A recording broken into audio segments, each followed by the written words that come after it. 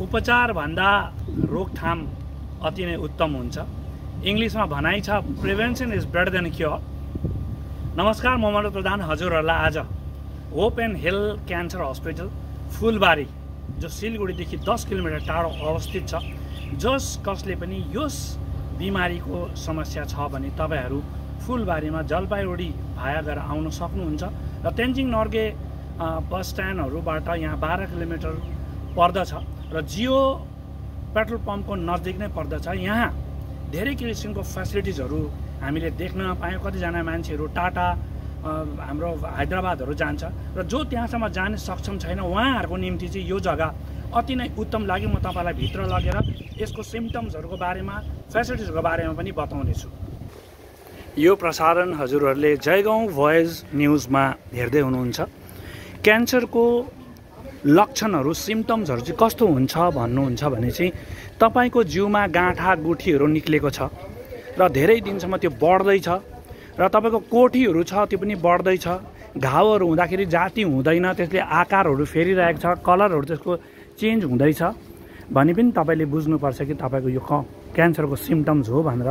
जति तपाईँको युरिनमा टोइलेटमा पनि ब्लडहरू गइरहेको छ, यो समस्याहरू छ र खोकीहरू धेरै दिन लागेको छ, तपाईँलाई जाति भएको छैन, जति नै ट्रिटमेन्ट गर्दा पनि भएको छैन भने पनि तपाईँले बुझ्नुपर्छ कि तपाईँलाई क्यान्सरको लक्षण र सबै यो लक्षणहरू क्यान्सरै हो भन्ने पनि ठोक्का गर्नु सक्दैन। अरू चिजले पनि तपाईँलाई यो क्यान्सर यस्तो सिम्पटम्स देखाउन सक्छ। तपाईँहरू नअत्तालिनुहोस् यो भिडियो हेरेर। र यहाँ जरुरी कुरो चाहिँ के छ भने जो आर्थिक रूपले कमजोरीहरू छन् उहाँहरूको निम्ति यहाँ देख्न सक्नुहुँदैछ स्वास्थ्य साथी ओपिडी जेनरल वार्ड।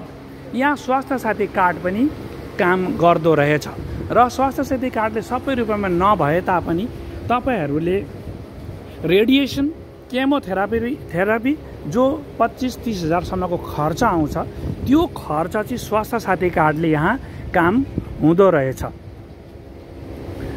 र अझै लक्षणहरू के छ भने तपाईँलाई डायरियाहरू लगातार रूपमा भइरहेको छ, कन्स्टिपेसनहरू, तपाईँलाई टोइलेटहरू क्लियर भएको छैन भने कतिजना हामी मतलब ग्यासले भएर भनेर हामी सम्झिन्छौँ।